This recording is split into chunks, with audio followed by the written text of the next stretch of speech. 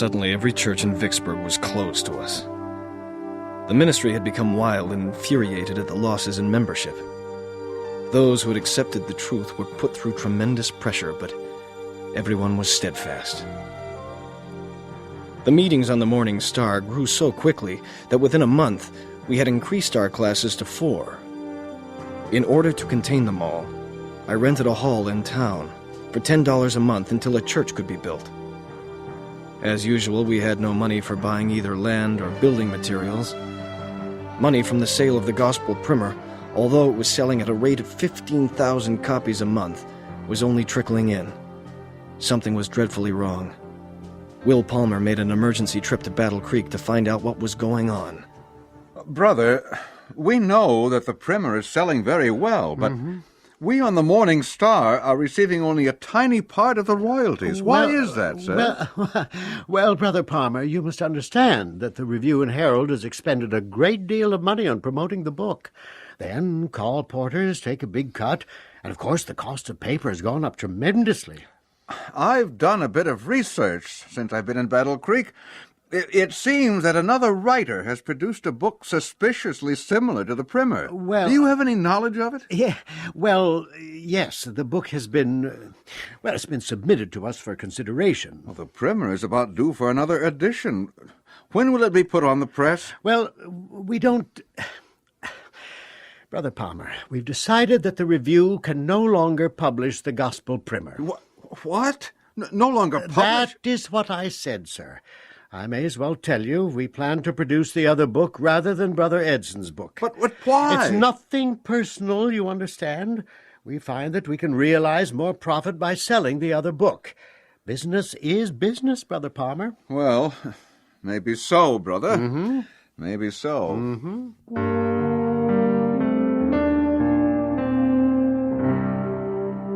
The Review has absolutely refused to print the primer.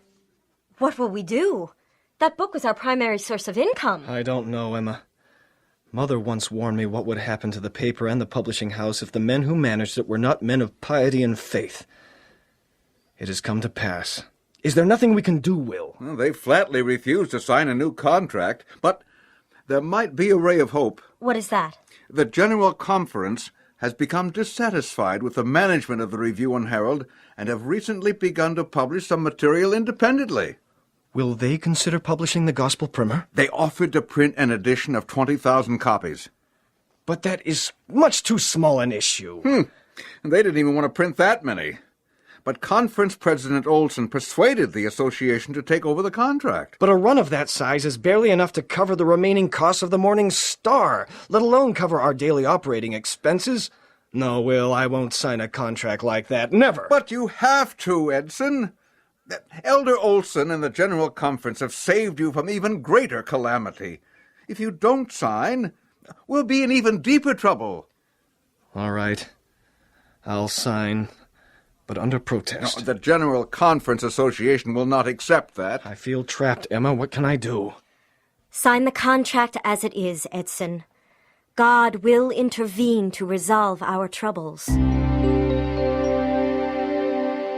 As the weeks passed, our mission met with greater success than we'd anticipated. But opposition to our work became so intense that we were eventually forced out of the hall that we'd rented in Vicksburg.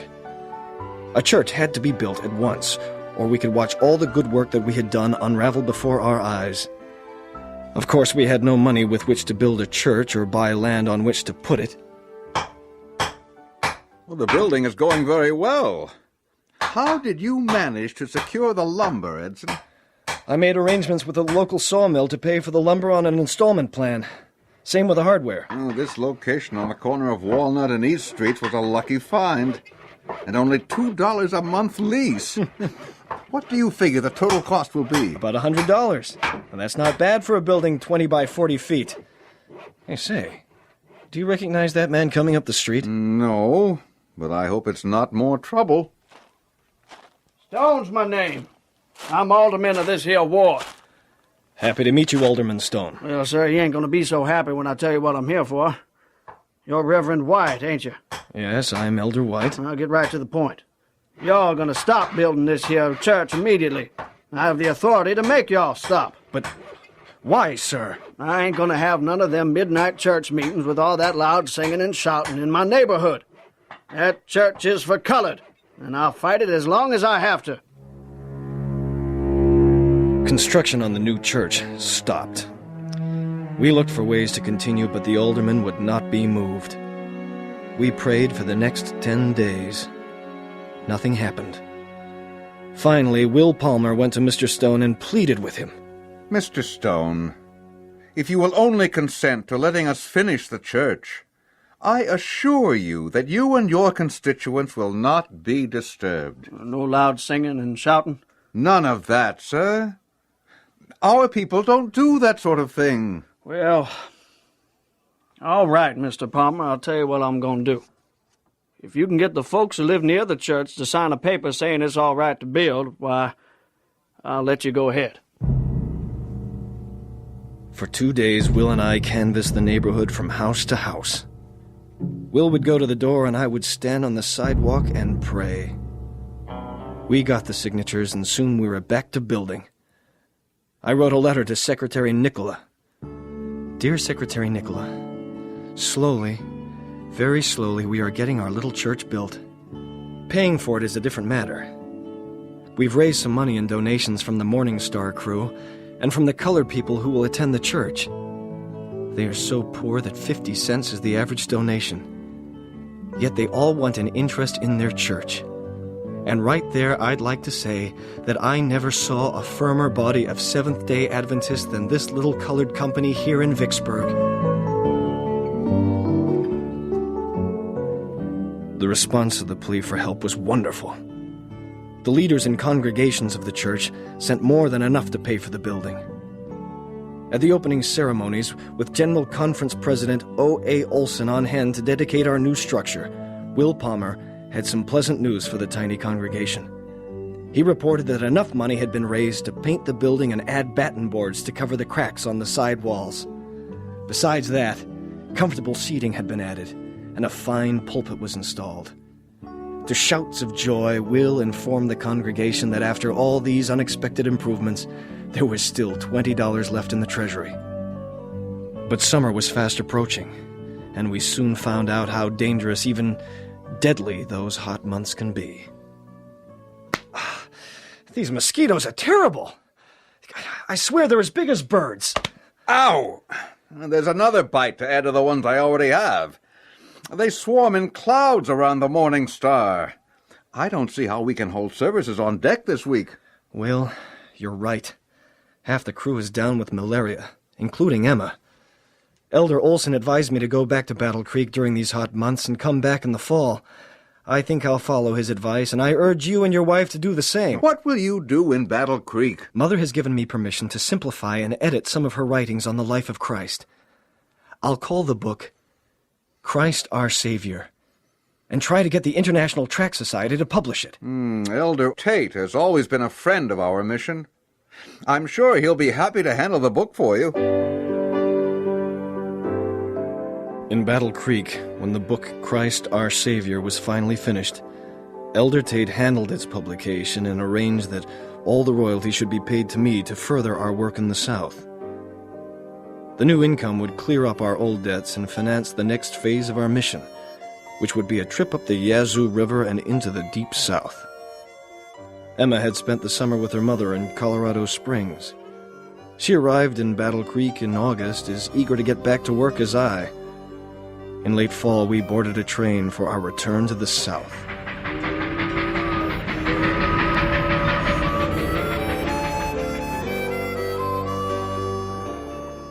It's good to be back aboard the Morning Star, Brother Halliday. Is the work still going forward? Well, are the people who accepted the truth still with us? Yeah. What has happened to the people? Relax, Brother Edson. The work's been going forward in fine fashion. We've kept up the Bible school, church meetings, and the Bible study classes while you were in Battle Creek. Have many deserted us? We've lost 2, but they weren't all that firm in the first place. And we may even rescue them in time. All the rest of our people have been growing in faith and knowledge. I am most eager to see all of them again. Brother Halliday had kept things well in hand, and everything was looking good. Little by little, the attendance to our meetings increased. The colored people began to realize the greatness of God by hearing basic truths for the first time. Soon medical missionary work began to play a large role in our mission. In 1896, Dr. and Mrs. W.H. Kennett joined our small group. News of the doctor's arrival spread like wildfire, and soon he was traveling all over the area visiting the sick. Whoa! Oh, boy.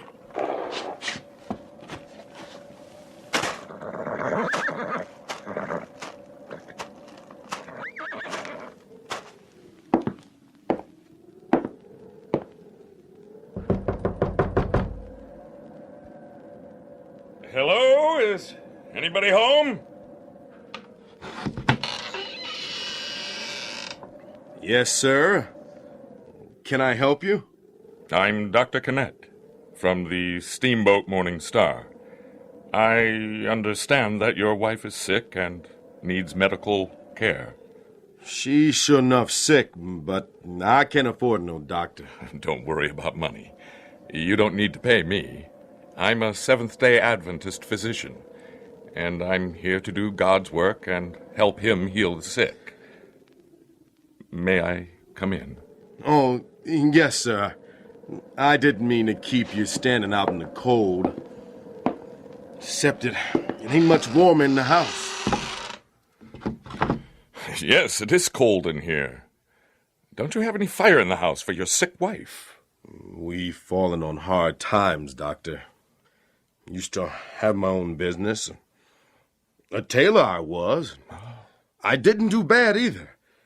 But my business fell off to practically nothing because of the depression the country's in. Things got so bad, I can't even afford the coal for the fireplace. Well, can't you get fuel on credit? Credit? No one gives a colored man credit, especially when he ain't got a job. Well, let's take a look at your wife and get her on the road to recovery. Then we'll see what we can do to keep your house warm. Thank you. After attending the sick woman, Dr. Kennett drove the buggy to his own house, loaded the back full of coal, and delivered it to the colored man. The man built a roaring fire, and soon the house was warm. Within an hour, Kennett's kindness was known all over Vicksburg's Fort Hill area, and suddenly the prejudice began to fade away. The proof of this was soon apparent. On Monday and Wednesday evenings, we held night schools with usually about 25 people attending. Within a few weeks, the little chapel was crowded with over 150 potential students wanting to learn the 3 R's and the Bible. By the end of March, during a special meeting on board the Morning Star, Fred Halliday spoke on our progress. Friends, I am glad to report that we have advanced our cause in wonderful fashion these last few months. We have made 289 visits to homes in the Vicksburg area. Medical treatments, 109. Prescriptions for medicine, 66. Office consultations and examinations, 34. Barrels of garments distributed, 14. Dorcas meetings for washing and mending used clothing, 5. Cooking school classes, 4. Bible readings, 117. And sermons preached, 26. And that's only up till the end of March. How's that, my friends? Praise the Lord! Praise the Lord! I was becoming anxious to take the Morning Star farther into the interior of the Delta country. But first, a great deal of overhauling would be necessary. I ordered a new engine and boiler to replace the aged ones. With much effort, the Star was lengthened to 105 feet with an entirely new upper deck. The lengthening of the boat allowed space for the new living quarters, plus a chapel and a small print shop. I started a new book entitled The Coming King, which was destined to become another bestseller. By midsummer, the work on the Morning Star was finished, and the big paddle wheel was ready to churn the water again. It's wonderful to have the Morning Star plowing upriver again, Captain Orton. Aye, it is that, Elder White. She's running as smooth as a gull floating on the wind. For all her bulk, the Star draws only 20 inches of water. How fast are we going? With this new engine, we're making 7 miles an hour at just half steam. Oh, that's marvelous. Not bad for a trial run, is it? Well, there's the bend. Turn her around when we reach the wide part of the river, and we'll head back to Vicksburg. That summer was the hottest we'd ever experienced in the South. Even the old-timers were wilted by the unmerciful sun. By August, Emma became ill with a fever caused by the heat. I was put down by the same malady a few days later. Emma was so sick that for a while I thought she would surely die.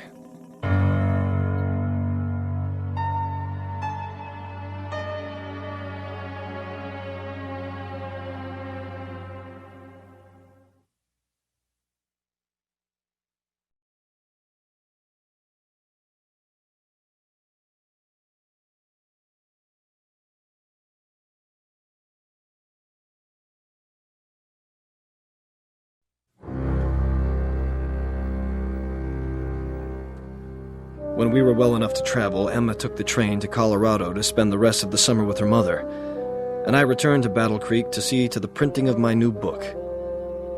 It wasn't until December that I was able to go south again, but Emma was still too frail to make the trip. It was a long, lonesome time without her, but I busied myself with a new venture. We're now 110 miles up the Yazoo River, Elder White. That's Yazoo City, Mississippi, just ahead. It's been an exhilarating trip, Captain Orton. Will we be able to pull right up to the city wharf? I've got Brother Parker up in the bow with the lead line. How's the depth up front, Parker? 1 full fathom, sir. There's plenty of water, Captain. You can pour right up to the landing. All right. At 1/3, Mr. Klaus. Easy she goes. Easy now. All right, Parker. Take 2 men. Make ready the gangway. Back her off full throttle and shut her down, Mr. Klaus. Aye, Captain. Team off. Turtle wheel disconnected. Gangplank down and secure, Captain. Good job. Well, here we are at Bliss Landing, Elder White. And there's Mr. Bliss himself, about to come aboard. I understand he's the biggest plantation owner around these parts. Fine. I'll go down to the bottom deck and welcome him aboard.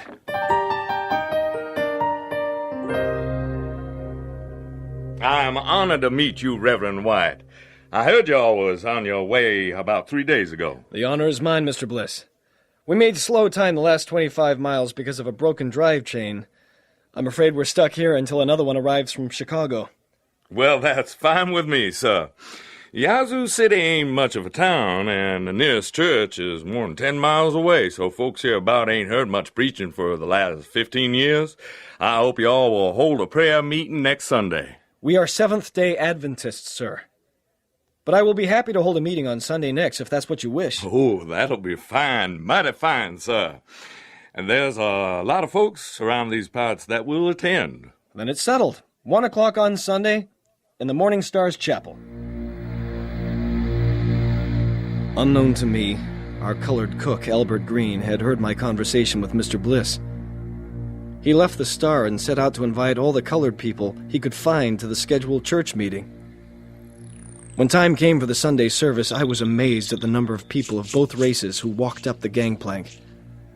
No religious meeting of any kind that included both white and colored people had ever been held in Mississippi since before the Civil War.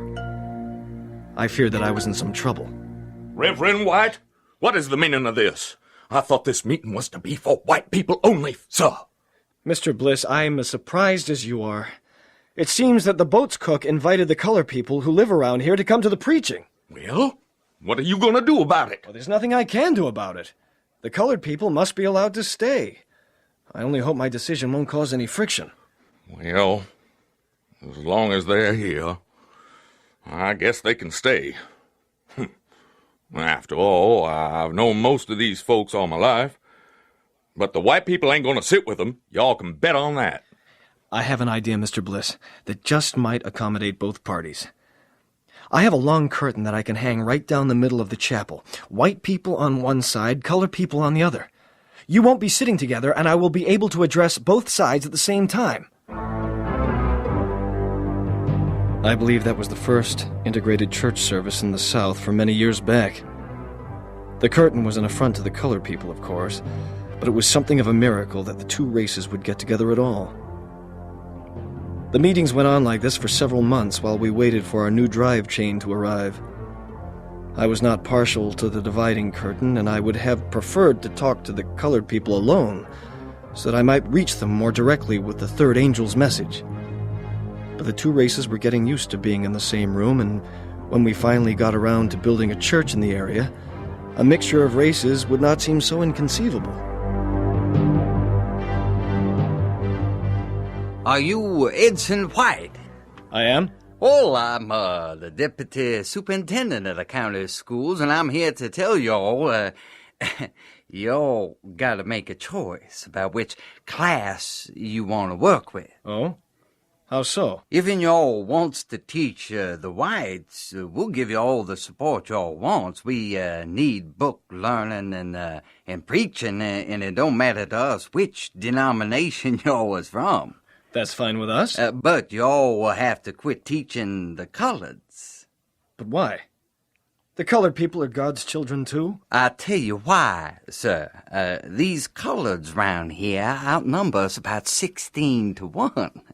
We've managed to keep them in their place so far, and we intend to keep it that way. Am I to understand that I am forbidden to work with the colored people? Oh, y'all can work with them if y'all want, but if you do, the white folks around here will have nothing to do with y'all.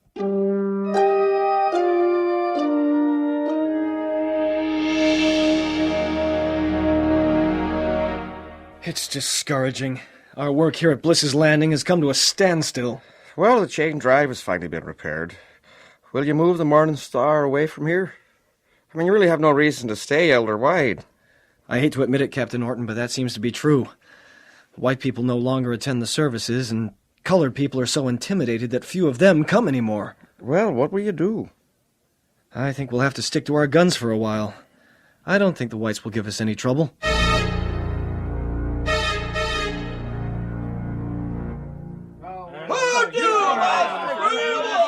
Hush up! I said hush up! We're never gonna figure out what to do about Reverend White and his steamboat if y'all keep on with this yammering. Now then, it looks like old White ain't about to teach just the whites in this here county. But it don't look like he's about to be scared off, neither. Now, any of you men got any suggestions? Yeah, I got an idea. All right, Chris, don't say your piece. I'll go down to that boat with my old Winchester and hold it on that Reverend White while the rest of you boys bring the rope. Hold on! I said shut your faces and just listen. We can't hang no preacher dose. Where'd you get such an idea? I don't think any of y'all mean that. No. Do you remember them stern wheelers that would speed by my place so fast the wake could almost wash my shack away? Yeah. Well, I asked them to stop in a real nice way, but they only laughed at me. Y'all remember what I did then? No, I don't. Well, I grabbed my old Winchester and I took pot shots at the wheelhouses as they went by. I didn't hit nobody, but after that, they took me serious. Well, I should think they would. So that old Reverend White better take me serious, too.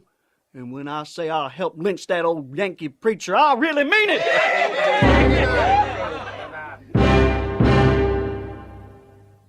More than a few white people around Bliss's Landing agreed with Christos, and the only reason a hanging party didn't visit the Morning Star was because cooler heads prevailed. But still, our group was persona non grata, among both the whites and the coloreds.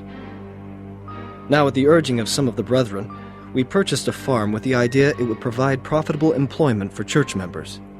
However, by mid-March, we faced a dangerous situation. I had taken the Star down river to Vicksburg to wait there for Emma, who was to arrive from Colorado.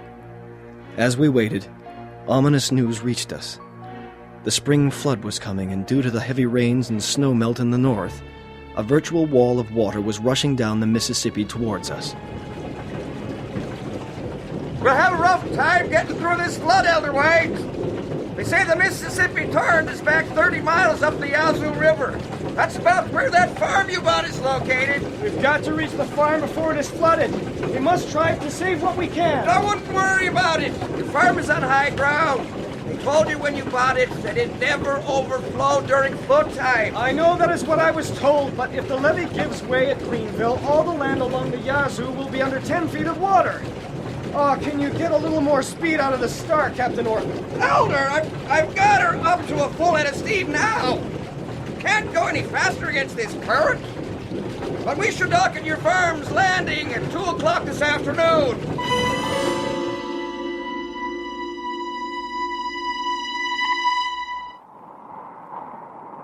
The water is rising about 6 inches every hour. I'm beginning to be worried. That's not enough to cover the farm, Brother Halliday. The potatoes and the strawberry crop will be safe. Well, I'm taking no chances. I'm having some of the men build a platform up in that big oak tree. When it is finished, we'll haul our wagon and farm equipment up there for safekeeping. We should stack all our cordwood up there, too. Dry wood for the Morning Star's boiler will be impossible to find after the water goes down. That's a good idea, Brother Halliday. Good. It looks as if the platform's finished. Let's get to work. There's a lot to do. A few days later, the big levee at Greenville let go and the water rose 7 feet in one night, covering our precious vegetable and strawberry crops. But there were more disastrous problems all around us. Most farmers lost their whole year's income in that one horrible day. Farm animals drowned and houses were washed from their foundations and swept down the raging river. We, on the Morning Star, were safe enough, but we felt it our duty to help. We fitted the bow of the boat with a wooden square face, and this was to be attached to a long, flat barge. We then steamed from place to place, picking up families along with their animals, mules, horses, hogs, cows, and even chickens, and hauled them up to the high bluffs at Vicksburg. One plantation owner thought his land was safe from the rising flood, found the muddy water lapping at his front door. Terrified, he called for the Morning Star. This is a very dangerous situation, Elder White. With the square head and barge attached to the bow of the boat, we're about 160 feet long. And still we must maneuver through that pecan grove to reach the plantation. I put a man on the front of the barge to take soundings, but I'm afraid we'll run aground. How deep are we up there, Parker? Mark 1, Captain. Getting shallow. We've only got 6 feet of water under us right now, and God only knows how many sunken branches and snags there are that could rip a hole in our bottom. Back off! 1/3, Mr. Crows! You only got 4 feet of water, Captain. Reverse your engines, or you'll run aground. Shut her down, Mr. Crows! Ahoy there on the bow! Are we running aground? No, sir. You got 3 feet under you. All right, we'll float her in. Keep me posted. 2 feet of water. All right, Captain Morton. The front of the barge is hitting dirt, but we will not be stuck. The wheel will back us off. Well done, Captain Orton. Here comes the farmer driving his stock. Hey, mister, drive them up the gangway at the front of the barge. Hee-haw! Get up there, contrary old mule.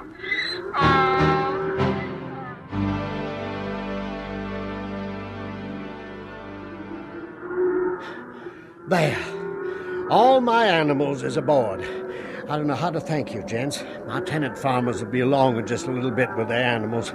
Can we wait for them? We can try, but with this heavy wind coming up, I don't know how long we can hold this position.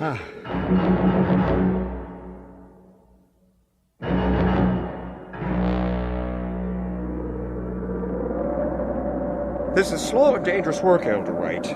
Sending the skiff out to the sharecroppers and bringing their animals to the barge one by one. I'm not sure how long I can hold the Morning Star in this position with this strong wind and current. I know it is dangerous, Captain.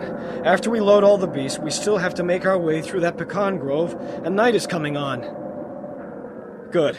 The last cow's aboard. We can finally leave. Reverend, one of my sharecroppers ain't showed up yet.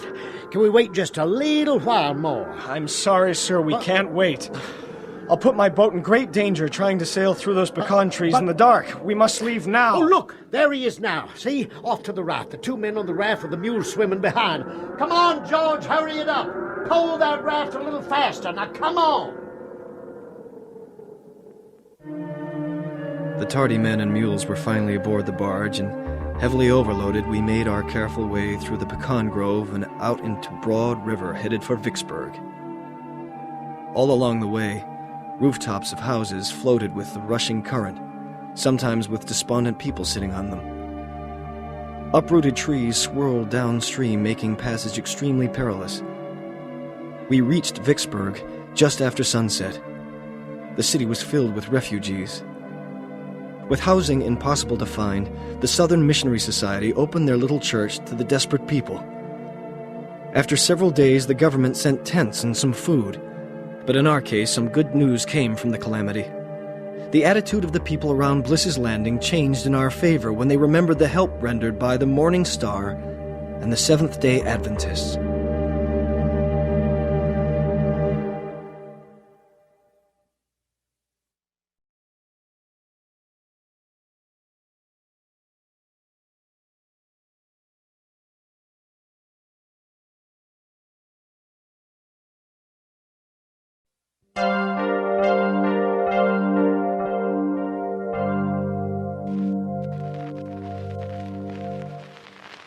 A letter to N.W. Ali, Superintendent, Southern District.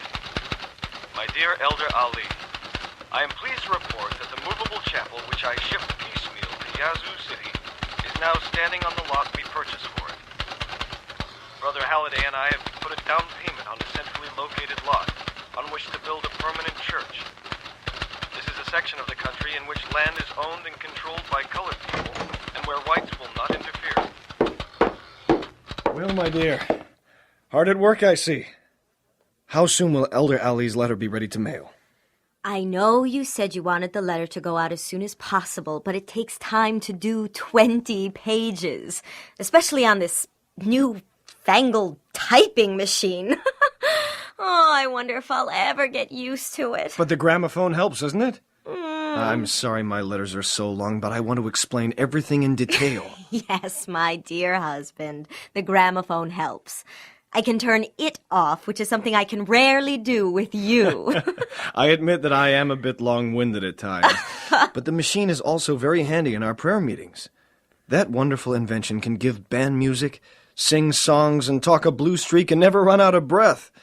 Remind me to write a letter to Mr. Edison, congratulating him on such a versatile machine. Not until I finish the 20-odd letters you've already recorded. All right. The letter to Edison can wait. Mm-hmm. What I really came here to tell you, the new power press is now hooked up to the Star steam engine and is ready to roll. I'll have the first edition of our newspaper, the Gospel Herald, in circulation about mid-May in this fine year of our Lord, 1898. What will the first issue contain? Well, gospel work will be well represented in its columns, and my first editorial will be about how our Savior went about doing good works, healing the sick and telling the people about his Father. Then I will relate the story of our mission and what we hope to accomplish here. I shouldn't think that first edition will be a large run. Aha! That's where you're wrong. I am going to print 10,000 copies of that first edition and send them around as samples. I fully expect to have a 5,000 subscription list before the second issue goes to press. The work was going very well. We held a special meeting at Bruce's Landing with more than 125 people crowded on the boat, with as many more standing on the shore.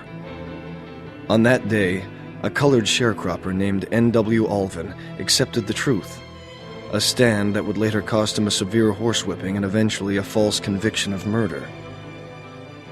In response to my mother's appeals in the Review and Herald, the Sabbath schools had collected a total of $11,405 for work among colored people, and I expected a good portion of that to be earmarked for our mission. Brother Fred, as you know, I have been expecting a letter confirming that our work here would receive some money collected by the Sabbath schools. Well, I received a letter this morning. Good. How much of the 11,000 are we going to get? None of it. None? Not a cent. It seems that the entire amount has been appropriated for other denominational work. But the money was collected specifically for work among colored people. What excuse did the General Conference have for its action? They say that they are deeply in debt, and that they have just made substantial investments in Oakwood College in Huntsville, Alabama. Don't they realize that we're in great need here? Because of the flood, the crops have failed. What little cotton that survived is full of boll weevils. People are living on crusts of bread. I know, but what can we do? I've written to Mother. Perhaps she can shake up the General Conference. My mother did write a scathing letter to the President of the General Conference stating she thought the transaction with the Sabbath School funds to be fraudulent and dishonest. A careful investigation followed, and the leaders set about restoring at least part of the money.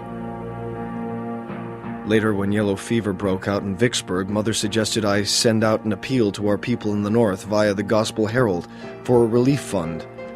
In that same letter, she said, I know that you are in a dangerous and most difficult field, made thus because of the prejudice of the whites against the blacks, and because our brethren have not interested themselves personally in that field to decide how it should be worked.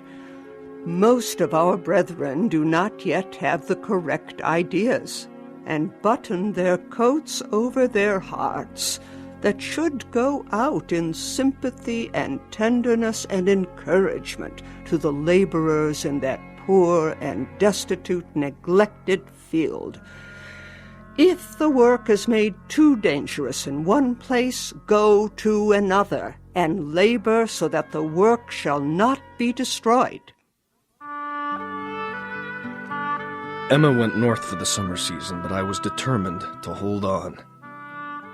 In spite of the terrible heat and constant struggle for funds, it seemed to me that we were on the eve of victory.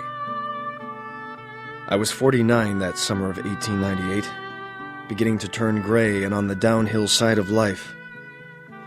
I began to experience the middle-age blues, but then something happened to buoy my spirit. My new book, Christ Our Savior, started to sell at an amazing rate. 6 months after its release, it had gone through a total of 75,000 copies. On the downside, it became obvious by September that crop failure in the South would be worse than previously expected. All crops, especially the money crop cotton, were almost too sparse to harvest. Heartache and destitution would once again be the lot of the white and colored sharecroppers. Brother Alvin, I know the people around here are having a very hard time. Well, I have some good news for them for a change. Oh, what might that be, Elder White? I made an appeal to our people in the North, and our brethren have responded. I have on board the Morning Star 55 barrels of clothing, dried foods, and other stores, with 50 more barrels on the way. I want to distribute all this to the people. Oh, that'd be wonderful, Elder White. But when the people hear about that, they're going to mob the boat. Here at Camelstown, we've been hit bad by the flood. We need help real bad here. Won't the plantation owners help at all? Oh, sure they will. The company store will sell us colored folks seed, equipment, and the food we need. Only they'll charge us 3 or 4 times what it'd be worth. Then we'd be in debt to the plantation for the rest of our lives, just like slaves again. I see your situation, Brother Alvin. We will help if you will do your part. I'll do anything you want, Elder. When the people come to the Morning Star for help, I'll send them to you. You know who among them are the most needy. You can read and write pretty well now. Your job will be to write them out and order for the clothes and food they need, and we'll distribute the stuff. That sounds real good to me, Elder White. All right, then it's settled. Well, it's getting dark, and I must go to the post office and get back to the Morning Star before the light is gone. Don't you have some kind of lantern? No, but I'll be fine as long as there's some twilight left.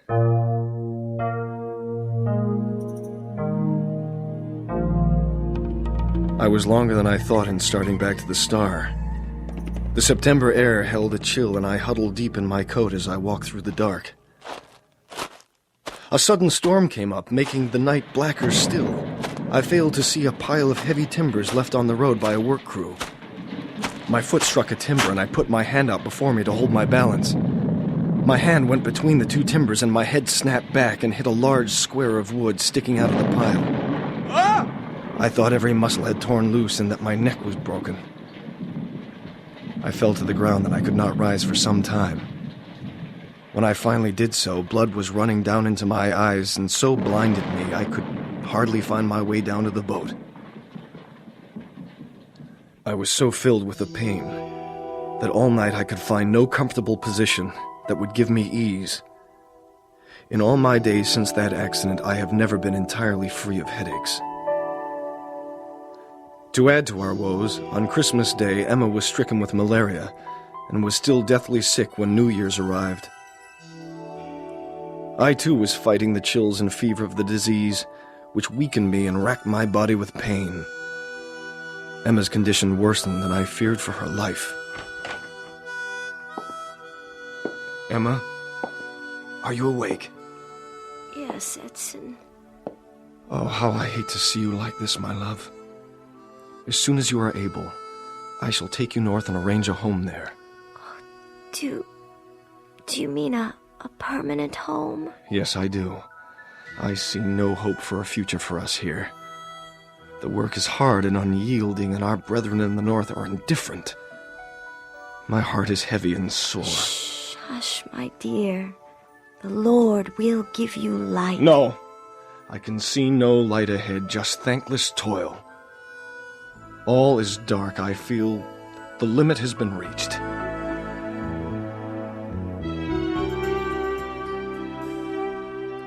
A few days later, as I was sitting in the salon of the boat, the bitter irony of the situation crushed down on me. It seemed I would never be able to hold up under the weight of the work. I suddenly felt that the Mississippi mission had been a mistake, and I thought of my many business failures in the past. Was this mission to the colored people of the South just another of my failures?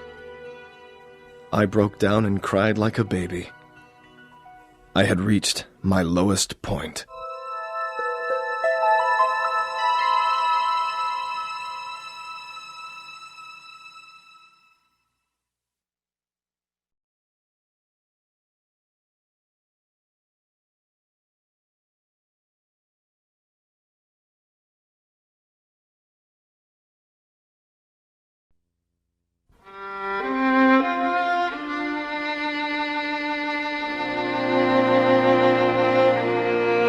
I had reached the lowest point in my career, perhaps in my entire life. But something kept me from giving up. Perhaps it was the desperate need of the colored people and the gratitude in their faces that made me want to keep going. Or maybe it was the determination and grit that I had inherited from my father and mother. Whatever the reason, I dried my eyes and looked to God and the future. And soon, things began to look better.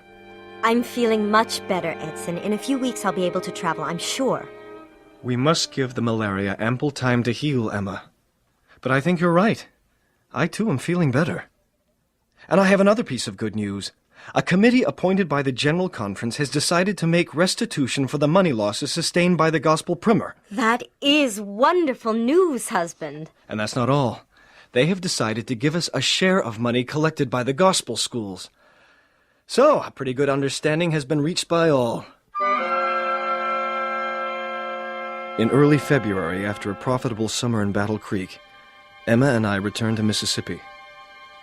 Because of the influence of Brother Alvin, the colored people around Vicksburg and Yazoo City were now more ready to accept us and our message. But the situation between coloreds and whites in the Delta was worse than when we had left. While you were in Battle Creek, there had been several incidents of cross-burning, and I heard that some colored families were run out of the area.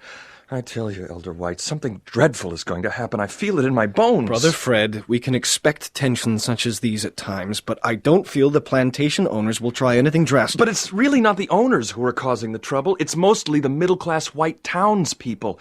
They feel the colored people are becoming too prosperous. Too prosperous? Oh, that's absurd. The colored farmer is perhaps the poorest, most destitute man in this country. Mm-hmm. Too preposterous indeed. I wrote an article in the Gospel Herald why it was impossible for the colored farmer to succeed as well as his white counterpart.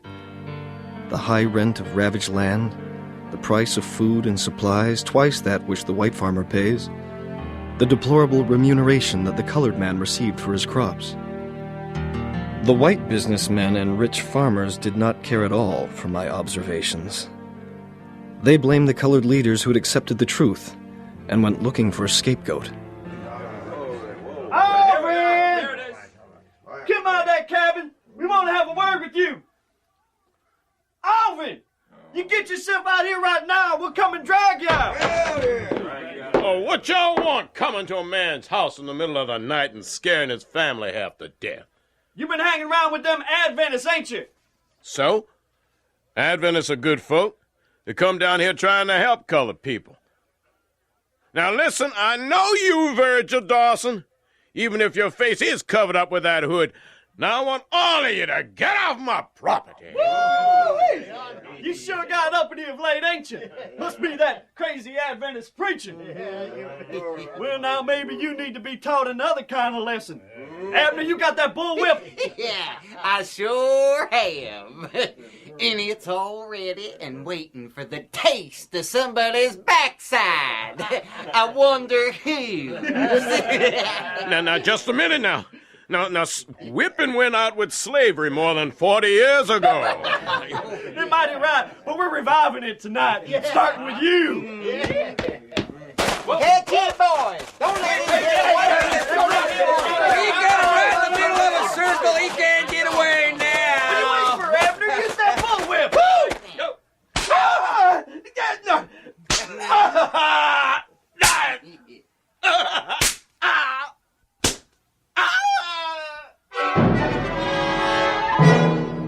I met Brother Alvin the next day on a Vicksburg street. Good morning, Brother Alvin. Are you going possum hunting with that rifle? I'm going hunting all right, Elder White.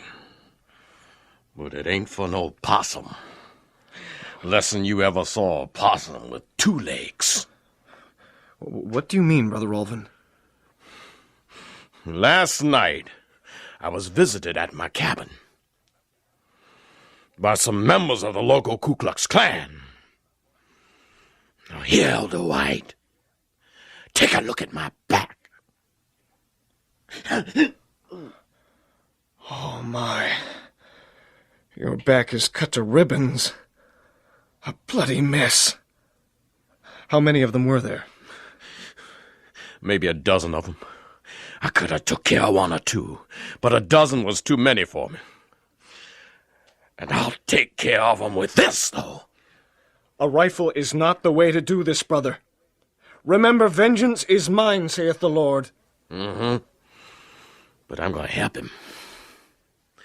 Them white men are going to pay for cutting me up with that bullwhip and causing my family to be scared nigh to death and hunting my wife. What good will it do your family if you shoot any of those Klansmen? You'll just stir up trouble for all the colored folks around here and wind up in jail for murder. And the denomination will be in trouble, too, and God knows we've got enough of that already. You're all right. I'll do what you say. But I tell you, Elder White, I ain't gonna take it no more. I finally got the rifle away from the giant colored man. A few days later, Brother Alvin moved out of the area to avoid further trouble.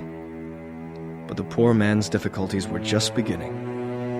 A month or 2 later, a man who hated colored people gave a Vicksburg newspaper a false report that Brother Alvin had murdered a small colored boy. Without investigating the story fully, the paper printed the story as fact with headlines that shouted, "Fiendish murder of a little Negro boy by a Negro man." On the strength of the story, Alvin was arrested and held without bail. With much danger to myself, I visited Brother Alvin in jail. Here's that Negro Alvin's cell, Mr. White. Y'all got 10 minutes. Elder White, am I glad to see you. Oh, I'm glad to see you too, Brother Alvin. But I'm sorry it has to be under these circumstances. How are they treating you? Just like any other colored man. Real bad. They're saying in the press that you took up with a colored woman with a child, leaving your wife and family. Elder White, you know better than to believe that. I just farm my plot of ground and mind my own business. But there was a child? Well, there was a child, all right, a little boy, sir, who was sick and half starved to death. and I took him in and treated him like one of my own children. But he did die. Yes, sir, he died, but not by my hands. You see, he got the smallpox and dysentery? That's the word. Well, one day he's lying out on the porch, getting fresh air, and I'd been a little under the weather myself and was to bed in the house. Now, I hear the boy. He tried to get up, but he must have got dizzy or something, and he fall 5 feet off that porch and hit his head on a big iron wash tub. I tried to get a doctor to come, but he wouldn't, because I ain't have no money. The boy, he died that same night. So that's what happened. What does your lawyer say? Elder White, I ain't got no lawyer. Well, we'll get you one. The court has now set bail at $1,500, and I'm going to try to raise it and get you out of here until your trial. You can stay aboard the Morning Star until then. On the day that my colored brother went to trial, some of the jury members were the very men who had horsewhipped him so unmercifully. Realizing that without a corroborating witness, his trial was already lost, the colored man accepted the prosecutor's offer to plead to a lesser charge of manslaughter. The prisoner will stand. N.W. Alvin, you've been convicted of manslaughter and I now sentence you to 10 years at hard labor in the Mississippi Penitentiary. Have you anything to say before you're taken away? Your Honor, I swear before God that I ain't had nothing to do with that poor boy's death. Now, my friend and pastor here, Elder White, can you take him away, bailiff? Elder White! Don't worry, Brother Alvin. I'll find you and help you.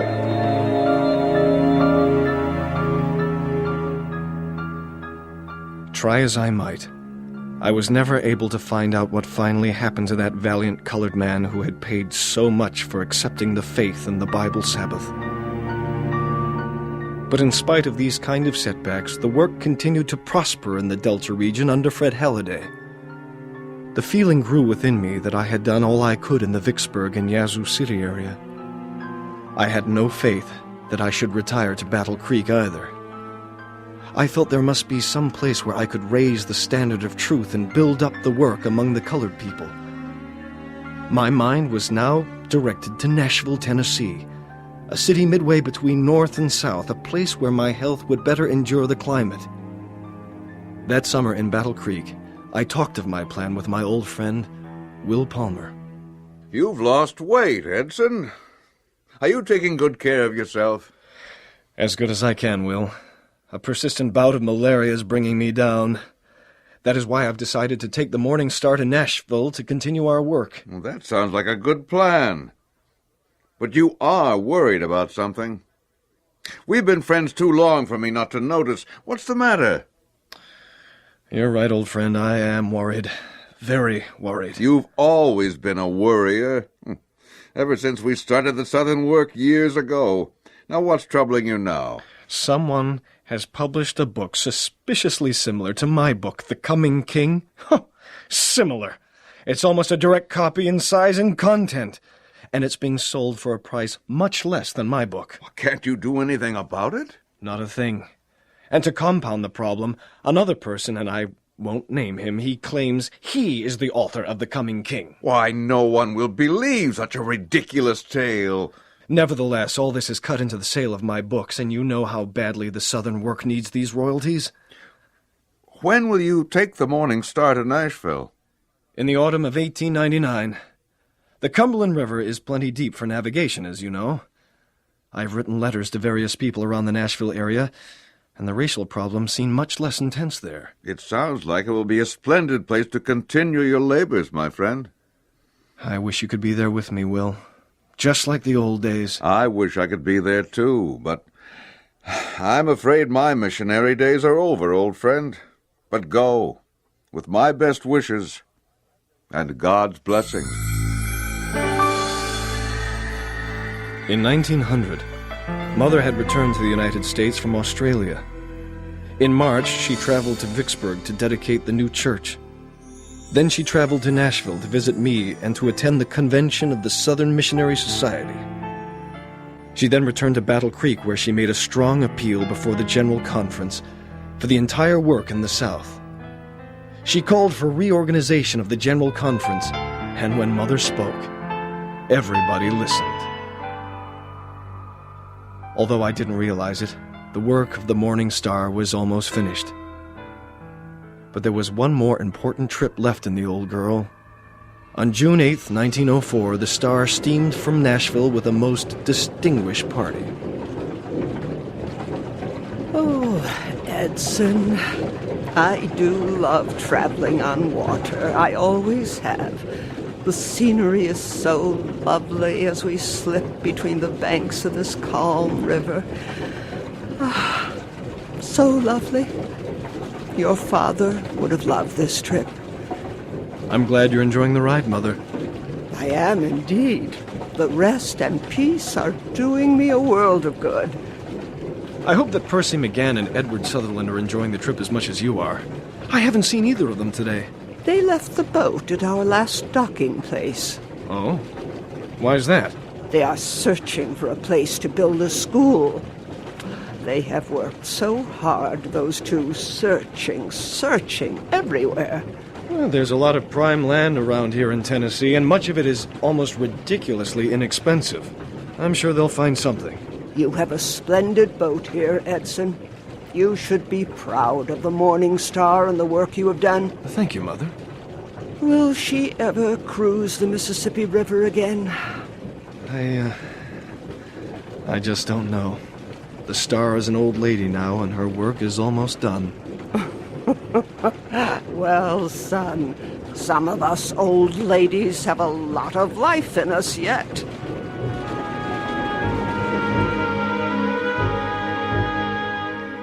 In Mother's case, she was to have almost a dozen more productive years. But not my beloved Morning Star. In 1905, she sank. Mother suggested that she should be raised and pulled up on shore as a memorial for the role she played in starting the Advent movement in the South. Eventually, I did raise the aging hulk and place it under some trees in the front of my house to serve as an office. Not long after, the Morning Star burned to the ground. The boiler of the Morning Star was sent to Riverside Hospital in Nashville, where it continued to serve black Americans for years. The metal star, which was the boat's emblem, and the ship's bell were presented to Oakwood College. Edson White's work was not quite done. He established a publishing house, which later became the Southern Publishing Association. But as time went on, he seemed to find it more and more difficult to handle his business affairs. He became crotchety and hard to get along with. There is no doubt that his best years were those spent on the Mississippi, opening Adventism to the Deep South. Edson White died in Marshall, Michigan in 1929.